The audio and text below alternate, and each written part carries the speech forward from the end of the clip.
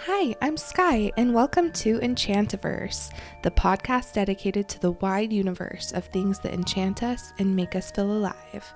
I can't wait to talk about all things magical and beautiful with you. Hello, everyone. I'm so glad that you're back to hang out and chat with me here in Enchantiverse. I hope that everyone had a wonderful holiday break, and to those who celebrate, I hope that your Christmas was twinkling and sparkling with love, joy, and sugar plum fairy magic. Now, before we get started today, I thought that it might be fun if each episode we take just a moment to imagine that we're somewhere whimsical together for our conversations. Not only do I think it would be a nice little exercise in imagination, but I also think it would be a good opportunity to daydream and escape away together somewhere beautiful to talk about the most important aspects of our lives, the magical ones, of course. I think it's really important that we continue to dream as adults. I think it's really important that we continue to believe in other worlds, and it's just something that I think that we should continue to do even as we grow older. So if you're able, go and grab yourself something delicious to drink, maybe a cup of hot cocoa or a warm mug of tea, and make sure to grab yourself a little snack as well, something sweet if you'd like, and close your eyes for just a moment with me and imagine yourself in the Shire, straight out of The Hobbit or Lord of the Rings. It's cold outside due to the season, but the scenery outside your little hobbit hole window is lush and green and just barely kissed by the thinnest layer of sparkling snow. The room you are in smells of apples and delicious warm spices, cinnamon, nutmeg, and clove. You're sitting by a crackling fireplace in the most comfortable oversized chair with a blanket on your lap, surrounded by friends about to settle in for a long, pleasant chat. You feel the warmth of the fire spread through you, starting at your toes and climbing up toward your chest. You worked so hard during the holiday season, wrapping gifts, baking, cooking, cleaning, and it feels so good to just sit here and be here now in your comfortable little hobbit hole, feeling completely at rest. Are you there with me, feeling cozy and snug? Perfect. So now, no matter where you are while you're listening, whether you're getting ready for the day, driving, doing dishes, going on a walk, or sitting at your desk at work, throughout our conversation, I encourage you to continue on with that cozy feeling and keep imagining yourself in our little warm hobbit hole together, okay? So, at the time of recording this, we're entering into the new year. And I know for some of us, this is a time of renewal and excitement of things to come and goals to make, while for others, sometimes this time of year can feel a little daunting and overwhelming and draining even. And I know that I've definitely experienced both emotions in the past when it comes to the new year. So if you're feeling just a little tired and burnt out as we're nearing January 1st, do not fret. You are not alone. And today's episode is for you because we are going to be talking about a charming list of topics that is sure to get you feeling more optimistic and hopeful for the days to come. Namely, cake, hobbits, Tom Hiddleston, and my new word of the year, pleasure. Yes, I said it, pleasure. Now, funnily enough, as I said that word, I am willing to bet that some of you had a bit of hesitancy jump inside your chest, even just the tiniest inkling of, ooh, I'm not so sure about that, right? Maybe the word has a bit of a negative connotation for you. Maybe you started thinking that it mostly denotes something carnal or worldly, or that pleasure resides outside of the limit of your code of ethics. Or maybe there's a little policeman in your brain reciting the rules of enjoyment to you to make sure you haven't forgotten them. I know that for me, the little policeman inside my brain usually rattles off something like this. But not too much pleasure. You don't want to overdo it. That's probably not something you should seek out. You've got to work hard to deserve that. Or, well, you don't want to look like you're too pleased or enjoying yourself too much, or else everyone will think that you're a slacker and they won't take your work seriously, and they won't take you seriously. After reciting his little rules to me in my brain, my little policeman usually gives me a small slap on the wrist with his baton and then chides me to get back to work. So, you're not alone if you had that reaction. I have that reaction often, which is why it's my word of the year and my New Year's resolution, aka something to resolve. So, I thought it would be fun if we resolve it together a little bit today. So I'm a big lover of definitions, and with a word of the year, you always have to look at the definition, right? My go-to is always Webster's 1828 dictionary, because the definitions are just so beautiful and well written, and the Victorian in me just swoons over them. So here we go. This is Webster's 1828 dictionary. Defines pleasure as the gratification of the senses or of the mind, agreeable sensations or emotions, the excitement, relish, or happiness produced by enjoyment, or the expectation of good, opposed to pain. We receive pleasure from the indulgence of appetite, from the view of a beautiful landscape, from the harmony of sounds, from agreeable society, from the expectation of seeing an absent friend, from the prospect of gain or success of any kind. Pleasure, bodily and mental, carnal and spiritual, constitutes the whole positive of happiness. So I really like that definition, especially the line that said, the excitement, relish, or happiness produced by enjoyment or the expectation of good. That sentence right there is pretty much how I want to live my life in a nutshell. When I read this definition, it was enough to make this sentence like a mantra of mine, like to create a banner in my mind with the words scrawled across it, written in frosting with pixie dust sprinkles. I admit, though, I didn't just stumble upon this definition. I didn't just one day start wondering about pleasure. Like most moments of enlightenment in my life, someone else's words inspired me. And this time, that person was none other than everyone's favorite god of mischief, Tom Hiddleston. I'm going to play the audio clip for you. You may have seen it already. It's gone around TikTok for quite a while now, but I'll never forget the first time that I heard it. It was about 2 years ago, and I was sitting on my bed after just barely getting my baby down for a nap. And I was newly postpartum, and I was more tired than I had ever felt in my life. But not just like tired, I was also feeling really awkward and overwhelmed and unsure of myself. They say that experiencing postpartum is kind of like going through puberty again. And I feel like I agree with that. It's like you feel a lot of feelings. There's a lot of hormones. There's a lot of weird feelings about your body, your surroundings, your place in society. It's just an interesting time in life. And on top of that, I also had a job that I did that I was working from home, and it was just very time intensive. So I was just really overwhelmed at the time. And I was laying on my bed and I was feeling tired and insecure and a little defeated. And I just started to go down this unhealthy rabbit hole in my mind. Like basically just how I did when I was going through puberty. I started thinking really negative thoughts about myself. And one thing that I used to do when I thought badly about myself in the past was, and I hate to admit this, but I used to deny myself of enjoyable things.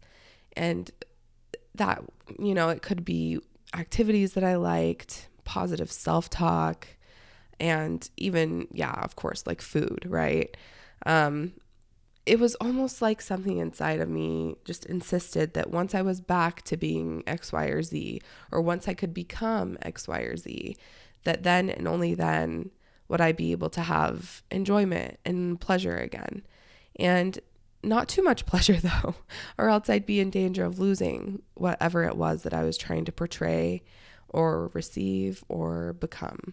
So I was sitting on my bed, like I said, and I was starting to recognize myself doing that, like going down that unhealthy thought pattern and trying to get myself to stop. So I pulled out my phone to distract myself and I started scrolling through TikTok, and I stumbled upon a video that I can't really describe it. Sometimes you just hear something and it just kind of makes your heart kind of flutter, and it did that to me. My heart just kind of fluttered and stopped, and it took me by surprise. And so I'm going to play it for you so that you can hear it too. Love eating cake. I have no problem with eating cake. Here's the thing, is I think eating cake is a genuine pleasure, and so I don't feel guilty about it. Very happy to eat as much cake as I choose, and I think people should eat more cake if they want. Don't if you don't. I try not to feel guilty about pleasures. I think if it's a pleasure that's not hurting anyone else, I think you should indulge it and not feel guilty about it. I freaking love this clip. It is one of the most Hobbit-ish things I've ever heard in my life. I love it. I play it for myself all the time. And I don't know. It's written by Tolkien himself. I swear. It has the Shire written all over it.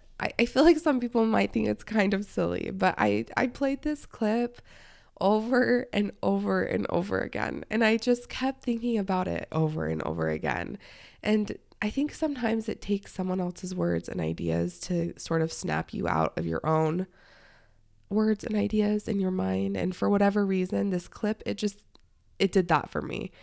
And somehow, in like the most charming way possible, he was just able to so poignantly convey the idea that we shouldn't feel guilty about the simple pleasures of life. And immediately, I just remember, I'll never forget this day because I just immediately felt this relief just like flow through my body.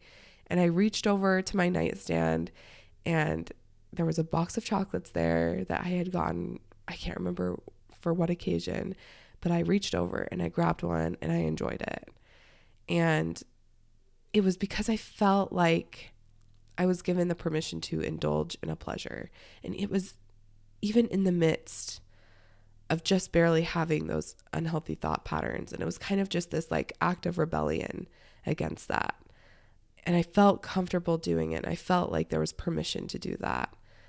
And it was a pleasure that was available to me. The box of chocolates was sitting right there on the nightstand, and it was a pleasure that was within the realm of my belief system. So like it wasn't going against any code of ethics or morals that I held to, right? It was just something so simple and small, and it was Hobbit-like. It was Hobbit-ish. It reminded me of like just those simple, beautiful pleasures of life. And for whatever reason, those kinds of things, just good food, good company, and enjoyment, time in nature, those things remind me of that kind of simple, beautiful Hobbit life that J.R.R. Tolkien created in his beautiful books, and that Peter Jackson created in the amazing films. I just loved it. And, it felt really good. It felt so good to just be kind to myself and tell myself to relax and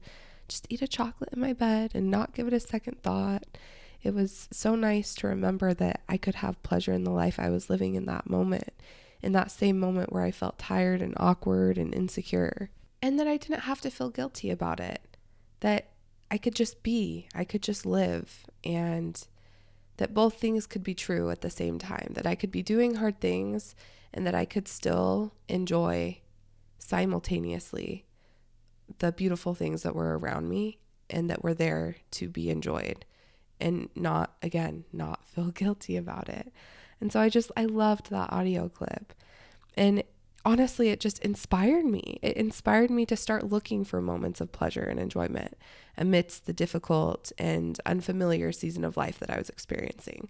And it reminded me to stop feeling guilty about taking the time to indulge in those pleasures, whether it was time for myself to paint in the evenings, or the pleasure of uninterrupted time with my daughter and my husband, or the pleasure of a slice of cake or a delicious meal, or the pleasure of even going to bed at a decent hour and saying no to the temptation of overworking myself. It was interesting. It got me thinking, this experience, about why it is that sometimes we believe that some of those simple pleasures of life that we desire are so out of reach.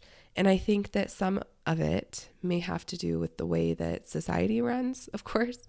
There's, a sort of medal of honor that the world gives to those who achieve, whether it be achievement of money or power or physical appearance or a certain level of fitness.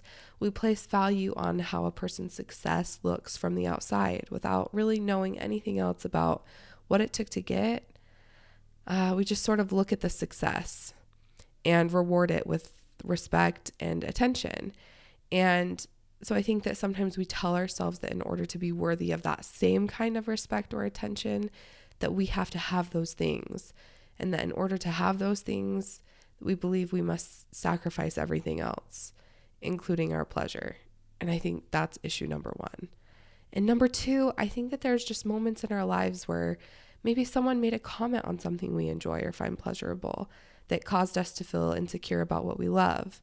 For example, I remember once in college, I had a fellow student comment on a painting of mine. And it wasn't during like a classroom critique or anything like that. It was just completely out of the blue. I was painting before class even started. And he came up to me and he told me that my colors, the colors that I used in the painting were just, he's like, those are really brash. Your colors are really brash. And I remember I had another time a teacher commented on my painting, my paintings, that he thought they were incredibly feminine and that that's not everyone's cup of tea. And another example, say I'm using the painting example a lot, but another student commented that he thought my paintings were very girly or cutesy. And I don't think there's anything really necessarily wrong with those descriptors. I don't think there's anything wrong with my paintings being feminine or girly or even with my colors being brash. But it was clear in these people's comments that they believed that there was something wrong with it.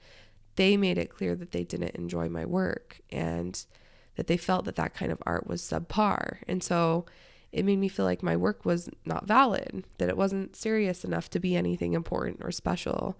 And it caused a lot of years of artistic confusion and an inner battle of trying to convince myself whether or not I should still create. Because after being made to feel like your work isn't good enough, the natural response is to explore other styles that might be taken more seriously. And then when they don't resonate with you, it feels confusing. It feels like, I don't know, like swimming upstream or like wearing a coat 2 sizes too small. It's really only been recently in the past year that I decided to let go of all that outer influence and just choose to not care about what anyone thinks of the things I create and to instead create solely for pleasure, like just for the delight of making the thing. Because when I feel like I do that, my work it's not only better, but I feel like it's more authentic to myself and I feel like I'm a happier and a freer person. Another example of this, of when, someone maybe makes a comment on the thing you enjoy and that it makes you question whether or not that pleasure is valid or something that you should pursue. I had a boyfriend in the summer after I graduated high school, and he was a bit older than me. And I was working in a professional setting at the time, and after work each day, I would change out of the dresses that I wore to work and I'd throw on an oversized t-shirt and shorts and we'd go out for a walk. And it just so happened, I don't even know how long this went on, but he just started to act kind of weird, like when we'd go out on these walks, and I could tell something was bothering him and he just wouldn't tell me. And he seemed annoyed. Like, I just remember him seeming so bugged. And I was like, what am I doing? What's wrong? Like, I had no idea what I was doing wrong. And after a few days, I remember he told me that it was my clothes. Like, he hated that I wore a dress all day for work and then that I changed into a t-shirt and shorts in the evening. And he asked if I would just keep my dresses on and my work shoes on for when we went out on our evening walks. And I was so shocked. I was so shocked. I had never, ever had a boyfriend comment on my clothes or the way I dressed. My whole life thus far, I had always prided myself on shopping for outfits I loved, and I just loved I loved fashion. I loved getting all dolled up for school. And, but I've always been sort of a relaxed person as well. And I would wear things that were oversized, and I would wear every day when I went home, no matter what I was wearing at school, I would go home and I'd throw on a t-shirt and shorts. I feel like that's a very normal thing that a lot of people do. Like loungewear when you're lounging. And not that it matters, but I always, on these walks, I still had my hair all done up and my makeup on, like, not, and again, that doesn't even matter, but I felt so myself. And this was something that I really looked forward to doing. Like, it's those small things that sometimes you don't even realize that you're doing just because you enjoy them, until someone kind of points it out to you and you're like, wait, is this not a normal thing? Like, I loved it. Was something. So I didn't think about it. It was so natural to me. Like, of course I'm going to throw on a t-shirt and shorts and feel comfortable. I liked the way that I felt, and I liked the way that I looked, and I didn't feel uncomfortable going out that way. And it was something I subconsciously looked forward to doing as soon as I got home. And so I was just so flabbergasted at the thought of keeping on my work clothes until bedtime. And on top of that, to go out for a walk in the Vegas evening heat while wearing them. But, I was young and I wanted to be understanding to this person I was dating. So even though my first reaction was internally wondering if this person was a psychopath, I tried to give thought to his request. And I thought, maybe he was right. Maybe it wasn't very nice that I dressed up all day for other people, but when I saw him, that I didn't put in as much effort. Or maybe that was a sign that I wasn't showing him how much I cared about him, right? So I changed my habits and I started keeping my work clothes on for him. And we'd go out on a walk while he would wear a t-shirt and shorts. I wore a dress and work shoes. And I did that for about 2 weeks until I went away to college and broke up with him because it was just ridiculous. So of course I can see more clearly now that I wasn't doing anything wrong by wearing an oversized t-shirt and shorts in front of my boyfriend. But for a lot of years, I thought about his logic, and I felt sort of insecure, wondering if it was rude to wear things that I felt more comfortable in, because one person that wasn't very nice at the end of the day thought that it wasn't good enough for him, or that it was not respectful to him for some reason. So I know for a fact that there's plenty of people out there who might even say that that's rude, but I don't agree. I don't agree with that. And now I only dress for comfort. I make sure that everything I wear feels good and comfy. I make sure that the fabric is soft and the fit is oversized because that's my preference. And I refuse to choose to put on clothing on my body that doesn't feel good, because why would I deny myself the pleasure of comfort to make rude people think better of me? I don't care what they think of anymore. I really don't. And all I care about is what I feel, and that I'm enjoying my life to the fullest. So, all this being said, I ask you, my friend, as we're sitting around our warm fireplace in our little hobbit hole, which of life's simple pleasures have you been denying yourself of for far too long? How would you live your life if you didn't care what people think? How would you dress? What would you eat? What would you do with your time? What would you create? What would a year of pleasure look like for you? A year of excitement, relish, or happiness produced by enjoyment or the expectation of good, which again is the definition of pleasure. For me, I'll tell you what it would look like for me. For me, it looks like waking up every day believing that it's going to be a good one, and really and truly seeing the blessing that it was to wake up to another day and be alive. And it means not worrying about waking up at 4 a.m. to go kill myself at the gym before my kids wake up. And instead, maybe getting enough sleep to have the energy to go on a gentle morning walk with them in the stroller, and then playing with them at the park all morning. It means making a lot of art during free moments and sharing it with everyone, even though it's not perfect. It means putting time and effort into my ideas and believing that the right people will find and appreciate them. And It means nourishing my body with foods that make me feel good and encountering those moments of indulgence with no judgment. It means prioritizing rest and time for personal enjoyment with the understanding that my moments of pleasure are actually bringing me closer to my dreams and goals, because filling up my own cup is the only way that I'm able to pour of myself each day for others. I think that it means laughing and smiling as much as possible and putting down the idea that the face of exhaustion and pain is the only one worthy of praise and respect.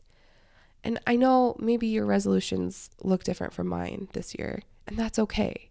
I think that everyone's small and simple pleasures that they find in life might be different. That doesn't bother me at all.